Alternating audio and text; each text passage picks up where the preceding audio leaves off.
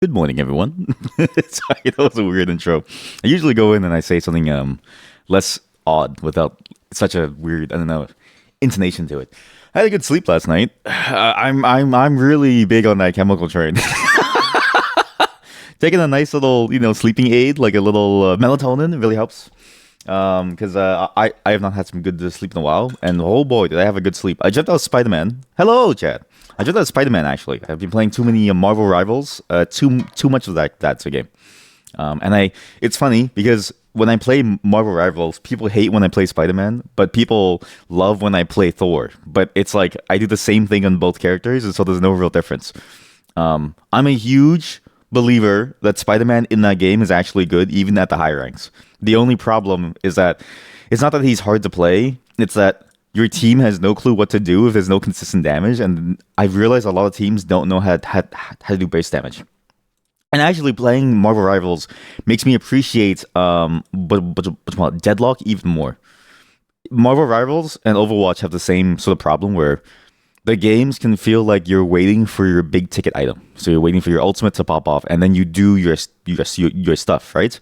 When I played Deadlock, at first I was like, a lot of these ultimates feel almost sort of underwhelming in terms of their power. Like, say, like a 7 ulti. Looks really cool and it's pretty strong, but you hide behind the wall and the whole thing is basically gone. Like, it does damage over time and it doesn't kill you fast enough, right? Or say a McGinnis ulti. She has to aim it at you. If you just keep on running and you keep dodging behind walls, then it doesn't do anything, right? Mina is sort of the same thing now too, right? Where it's like if she hasn't scaled her ulti, it does nothing to you. Or if you're out of range, then she can't do anything to you. Well, I mean, she can, but it's like at range, it takes longer to hit you. Mina's busted.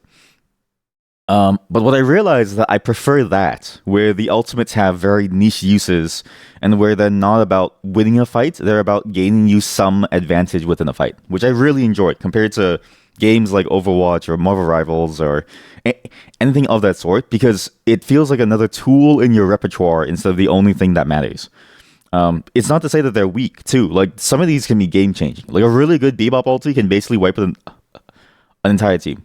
But at first I wasn't really sure about why it felt dissatisfying until I started to play more and more Rivals, and then I realized, wait a minute, I would prefer that over what it currently is within Rivals, where a support will do their ulti and you'll be waiting for a good maybe like 20 seconds. Like the game actually gets paused for 20 seconds and everyone just stares at them as they do their little dance on their platform, like the Luna Snow as she shakes her ass and like stuff. And I'm like, I don't really know what we're supposed to do here for 20 seconds, but I guess we're just gonna walk away. Like it's actually it's one of the most boring aspects of that game that I hate the most. And the only people who have ultis that aren't like that are the ones with the worst ultis. So for instance, Thor, his ultimate sucks. You have to go into the sky, you have to wait till you land, and then you blast people. The damage is very low. He moves very slowly. It's very easy to escape from his ulti. And I actually like that a lot because it's a very niche ulti where you act as a pincer on the opposite end. Like you're supposed to be, and this is something that I've noticed a lot. A lot of Thors don't use his ultimate well, and I realize how you use it is that you have to act as a pincer towards your team. So you have to go behind them and act as your ulti as like a funnel to move them towards your team. And because if they move towards you, you just follow them and you kill them. Something like that, genuinely fun, right? But then the moment you get into something like whatever the current support ultis are, it's sort of like, I don't know what to do. So yeah, I've been thinking a lot about these various tiny little bits of game design, because even in other games, I don't really feel the power of, say, a massive, giant ultimate ability. Like, even in a MOBA, the ultimates don't change anything. Or like they do, but not to the scale that I see within other games like Marvel Rivals and this stuff. Like for instance, I see like in Dota, let's say, some of the ultimates, it's like you just use the ultimate for a very niche use. Like a Spectre ultimate, she's just there now. And it's like, okay, cool, you're here now, Spectre. That's it. You know what I mean? But it's that niche usage that allows the rest of the game to shine, right? It's that niche usage that allows the rest of the game to have some sort of like presence and like life to it that isn't overwhelmed by everything else. Not to say that that game doesn't have overwhelming elements, but rather to say that like everything is overwhelming in its niche, and so everything is viable. We just have to find the right time to like do something. And I like that in games. I like that a lot. But yeah, I've been playing a lot of various games. I've also been playing a lot of gacha games, and I can unequivocally say most gacha games suck. I've actually finally narrowed down why they suck too. Okay, I know this is a weird rant to get into right at the beginning of a stream, but I need to say this to someone. A lot of very strange games. No, these are very good games. Okay, these are very good games. Gacha games, I'm not a big fan of, and I realize why. Most gacha games, and I actually wrote this down, most gacha games seem to be built around monetization first. That is to say, and that sounds like a stupid, like, yeah, like statement. But what I mean by that is that they're designed. The gameplay of the game is designed around the monetization first. So there isn't any actual gameplay. The gameplay is actually just a different form of a monetization scheme. Let's say like, oh, whatchamacallit, I'm trying to think of like a good example of this. Let's say instead of you actually playing a game in a skill-based manner, let's say it's like because a lot of gacha games for some reason are strategy games, because strategy games are sort of easy to inject monetization schemes into because the gameplay isn't very complex, right? Let's say it's a strategy game and you think you could beat something just with your skill alone. Well, guess what, buddy? The numbers matter, and so the numbers force you to actually draw on the monetization scheme and like make money in order to be able to like do stuff, yeah. And that's fine and all because you have to make money, but you can tell that it's different from a game that's made as a strategy game first. Like a game that's made as a strategy game first, you can beat the game even without any of those extra things that you would be able to pay for. It's just a pure skill effort. Instead, with this, it's like you can't beat the game without spending that money because spending the money is your power scaling. It's very fascinating to sort of see that inversion. And I finally realized why I hate most gacha games is most gacha games lean into that aspect, which is strange because a lot of gacha games have really good gameplay. And I also think about this too of like, I don't know why there are so many games that are gacha games where it's like, I feel like you don't need to have like I feel like the only reason they're gacha games is because they're live service games, and I feel like they pigeonhole themselves into the space in order to be like a live service money making game instead of just making something fun. You love crime. Okay, I'm gonna report you to the police. Today we're gonna be doing some fun things. One, I had some other things planned, but I couldn't get it to work, and so I unfortunately I couldn't try to like make these things that I wanted to show you. But that's also probably okay because I realized that it might be genuinely boring. So I was like, okay, scratch that. So instead, I have a different game that we're going to be playing today, before and after the whatchamacallit, the co-op segment. What co-op segment, you might ask? There's a co-op segment where we're going to be playing some Crime Simulator with Nagi. So we're going to be playing that later today. I'm going to be trying to see. I'm going to see how good he is at crime compared to me and whether or not we can make any money, okay? After that, we're going to be playing some this other game that I talked about briefly that I actually played yesterday.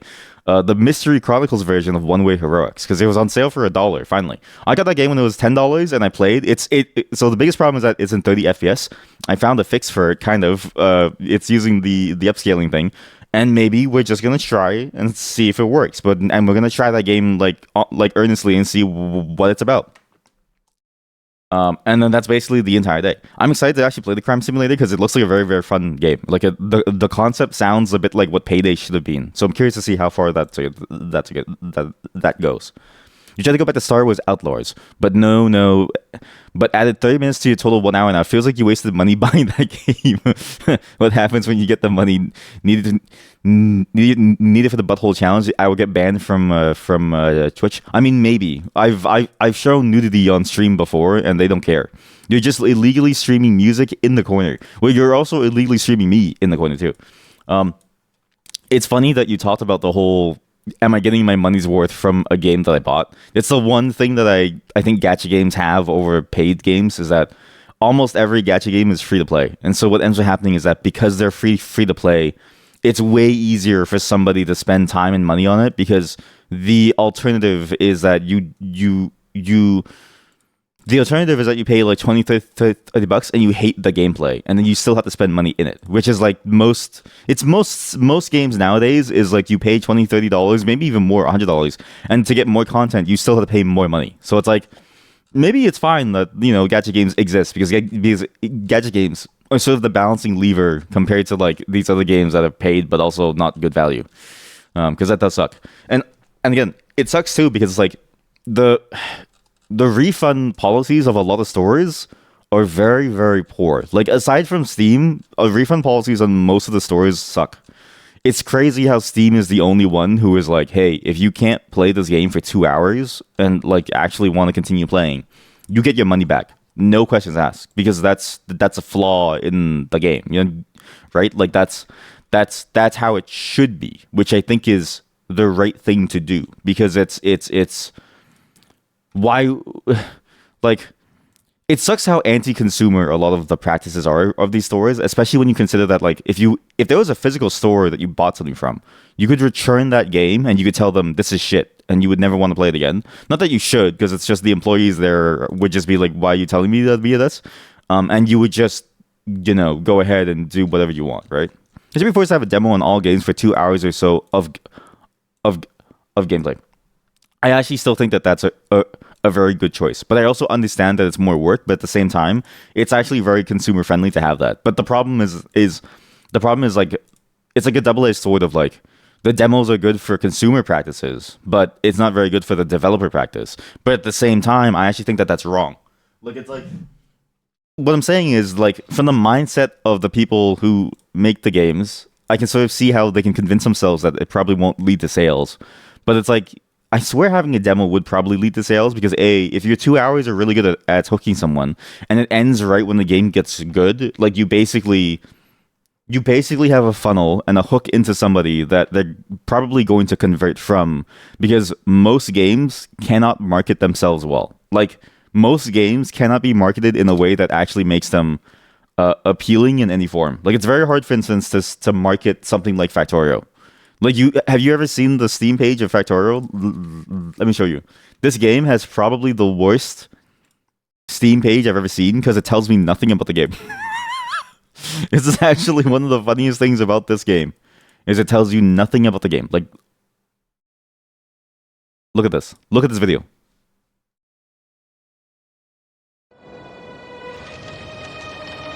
This is the official trailer.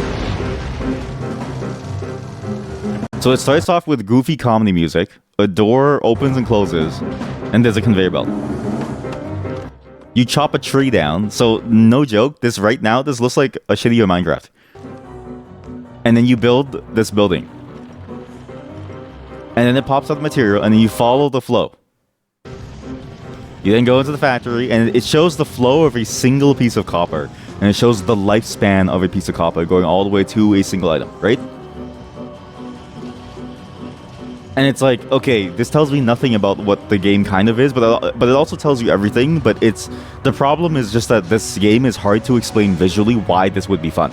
Because it's not like you, the player, would be staring at this. Again, this is not the gameplay that you're playing. This is the thing that you create. The gameplay of you playing this game is you creating these machines. It's not like managing these logistical lines. It's not you watching the resources. If this was the game, I would not play this game. Of you watching a material go somewhere, it'd be so boring. But the problem is that, like, you can't really, like, how do you make an unexplored planet? Like, how do you make a trailer for a game that's fundamentally about this, and how do you have marketing images for a game like this? Like, I feel like a lot of games could have a demo that acts as like a better trailer, because none of this really tells me anything about what the experience is going to be like. Even Dota 2, which I think is like kind of a fascinating premise, their trailers are just like, it's just cinematics. Granted, this is a free-to-play game, so it's not like you're going to lose any, like, there's no barrier to entry to try the thing in the first place, so it's not bad. But this is the trailer, a modern multiplayer masterpiece, and I'm like, what am I staring at? Like, can you do this can you do this inside the game? No, Dragon Knight's Fire Breath doesn't even clear waves. This thing does, like, maybe half a creep's life. And then him, by the way, this guy looks so cool, right? He looks so strong. He's a shitty support. Like, it's strange to me how, like, it's just hard. Again, it's just hard to make a trailer. But then you also see this, and you're like, what are you looking at? Like, what? Why am I looking at a punch hook in the middle of it flying? Me watching trailers on Steam is putting me on edge after what Doug did yesterday. I need to remind you all, none of us know any of these people in real life. Not a single one of us know any of these people in real life. So when you say somebody's streamer name and you say, I don't know, presumably this is somebody that you watch as like a streamer or a YouTuber, I don't know how to tell you this. I don't know who they are. You don't know who they are, and he gives us zero context. What are you talking about? Why don't you just spend the time to explain what the scenario? Like, I would have rather you said somebody did what you were doing right now and accidentally saw titties. I'd rather that.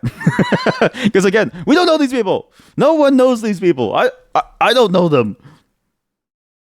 Hey, have you guys seen that one guy on the Twitch, Great Sphinx? Wow, he sure runs a strange channel where he watches these really cool videos. It's like, what? Like, you don't know that person? No one knows these like people. Well, he opened the trailer for Sex with Hitler on the stream. Okay, but that's just stupid though. Like, I need to.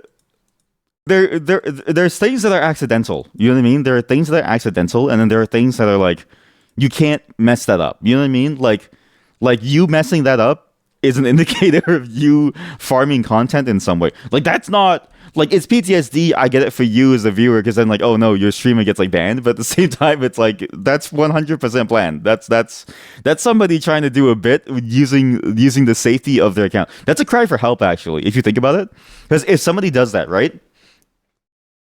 If somebody does that, they're doing that because they don't want to survive anymore they want a break. They're doing that because they want a vacation. Okay? So it's a cry for help. Next time, go into their chat and tell them that you want them to take a break, and they'll ban you for being parasocial. It was very funny. Lol, Luigi.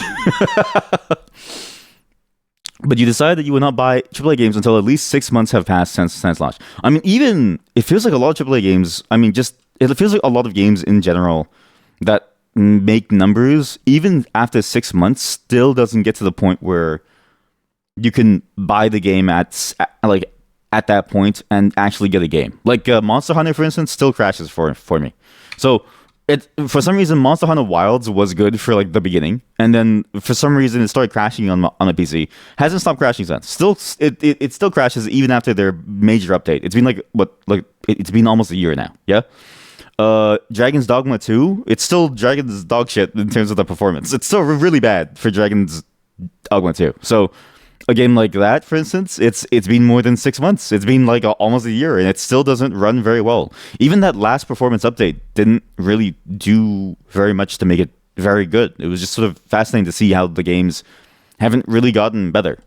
It may be a company thing too. Like, maybe it's just because Capcom doesn't want to support these games anymore, right? Which I wish they would just tell us, but you know, because of that, it's sort of like, I would even bother to say, not even wait 6 months. I would say wait till it goes to a very low sale, because it's very hard to like.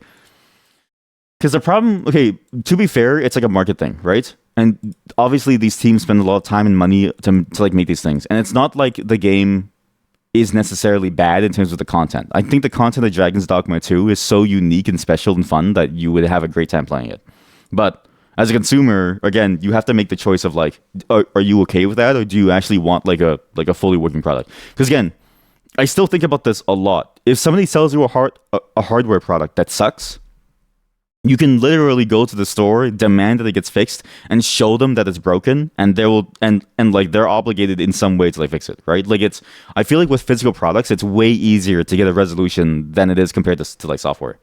Like, I feel like software as a domain has gotten away with a lot of things, like being able to ignore issues for many, many years. And I don't really know why software gets a pass compared to hardware, because it's not like necessarily it's harder than like making a website is not that hard. You know what I mean? And yet sometimes you'll get a website and they'll say, sorry, making this stuff is hard. We'll fix it at some point. And it's like, no, it's not that hard. Like, compared to making like can you make a power drill? Can you make a power drill? Right now, can you make a power drill? Most of us can't make a power drill from scratch. That shit's hard. Making a power drill compared to making a website, way harder. Now you just decide to play Hunter of the Wilds and berry picking simulator in real life. You know what? Maybe it's a good thing that these things are breaking for you because now you get to live your life, right? I've said this before. The de-technologification of your life is great because I think most people should not be that deep into technology because I feel like a lot of people just use technology as a way to replace something in their life. Like what I noticed actually, and this is something that I've noticed across various groups, a lot of people use technology as a replacement for whatever it is that they're missing within life, which is fine. But what happens is that it's the way that I see them doing it is more destructive than it is beneficial. Like it's strange to me how like they'll just do it in like the easiest form possible, and then they sort of expect the world to sort of like work for them, even though it's like the thing itself is it has such a wide range, but they're choosing the bottom of the rung, if that makes sense. It's hard to explain the mindset, but I've noticed this like brain rot thing also applied to sort of like the kinds of outcomes that people almost choose to receive from these online services and like platforms. Like I'll see someone just throw money to like down the well, and instead of cooking, they'll just keep ordering food to like order to the home, right? And I'm like, buddy, just go to the grocery store. I know it takes you time and energy, but like you spent 6 hours today playing Marvel Rivals. So you can just go to the grocery store, get some food, you know what I mean? Like stuff like that. And I'm like, what's the point of using technology at this point? Like you're throwing, and they're throwing money down the drain. It's like, you know, $15. That's 1 hour of work. For most people, that's 1 hour of work. Some in a lot of different places, that's could be like 2 or 3, but like it's obviously scaled to like to my cost of living, so it's like 1 hour of work. And I'm like, what's the point? You know what I mean? And it's crazy. And I'm like, why even bother? Like, it's wasting all of that, right? And that's just one example. That's just one example that has a tangible monetary thing. But I've even seen it from a quality of life thing where they'll forego sleep in order to get like just one more game in, or they'll forego like work or something to get like one more like shot in. And I'm like, buddy, this is not that serious. You know what I mean? Like you can go live your life, and especially. I hear some stories. From people. Okay, it's their stories to tell. But I'm just saying, like, I know people who are slowly ruining their life to get one more moment of fun, and who are teetering on the edge of even unemployment. Like, I'm like, playing this game is not life or death to you. You're just addicted. Okay, like you gotta choose to have a stable employment. Otherwise, you're gonna be under way more stress. And it's crazy the kinds of choices that people make. Obviously, these are hard choices to do if you're already tired and like stuff from life. It's a sign of underlying issues, but that's exactly what it is, right? It's like, it's this weird masking of problems instead of like actually thinking about what these problems are and trying to get help and make it better. You know what I mean?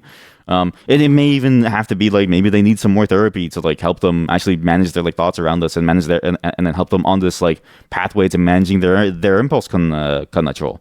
But instead, it's just like one more game, one more this, one more that. It's this like endless consumerism. And then again, these are people who are like professionals, yeah? Like what's crazy is that when I was younger, I thought professionals would never fall into this trap.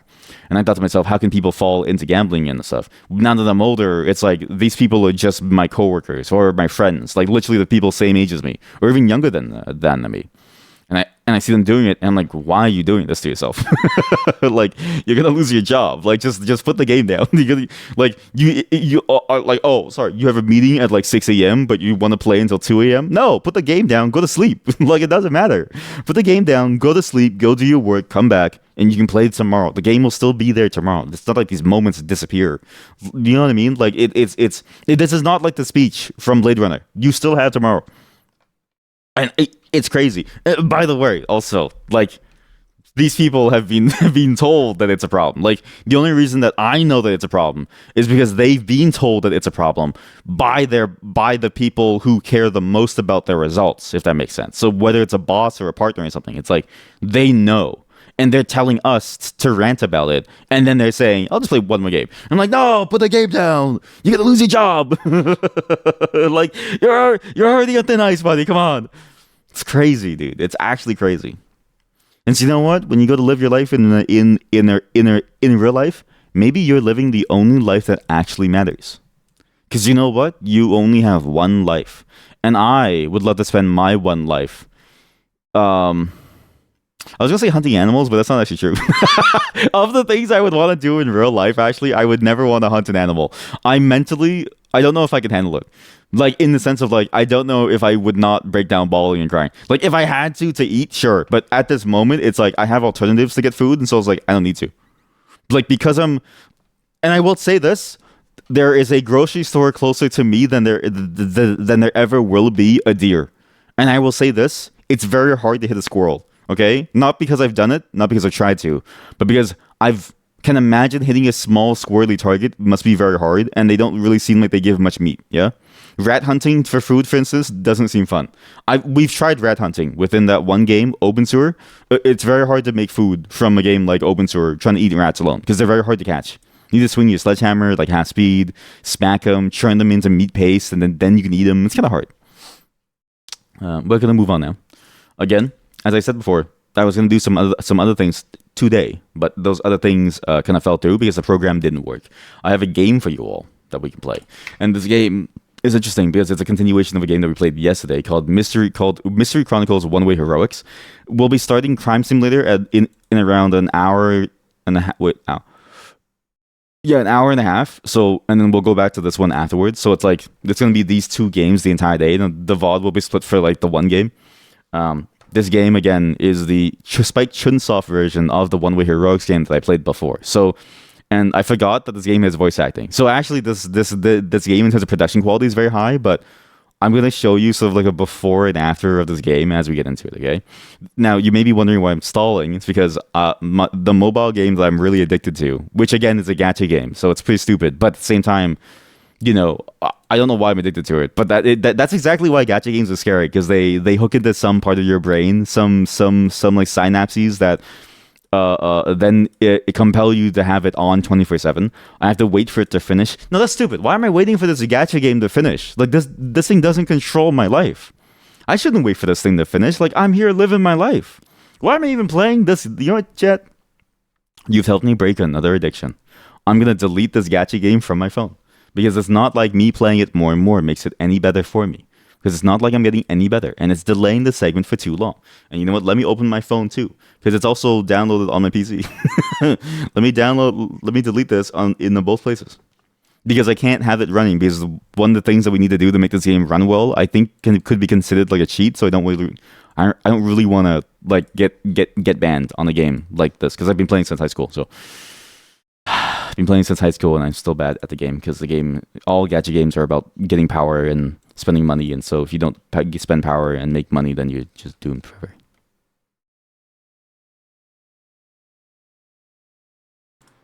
It is a five-head strategy. It is a five-head strategy because think about this.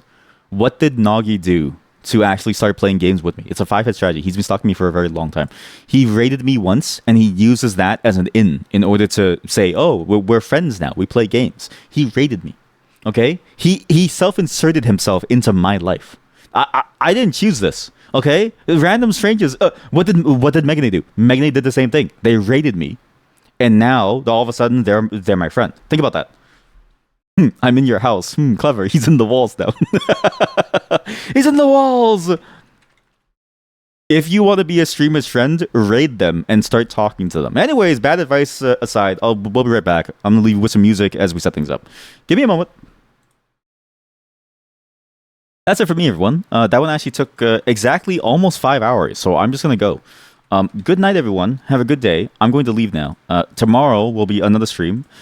And I have some more things for you tomorrow. Hopefully, the thing that I want to do after today is going to work as well. But I'll see if it can work. I need to fix the thing and see why it didn't run, and maybe load everything onto my one single hard drive to try to make it work. But yeah, hopefully it's good. I think I'm gonna raid Nagi unless he's leaving, but I don't really know. No, he just went offline. Okay, well, like you don't get a raid. Bye, everyone. Have a good day. See you all tomorrow. Thank you all for joining. Hopefully, you had a great time as well, because I did. Have a great time. How do people usually end this stuff?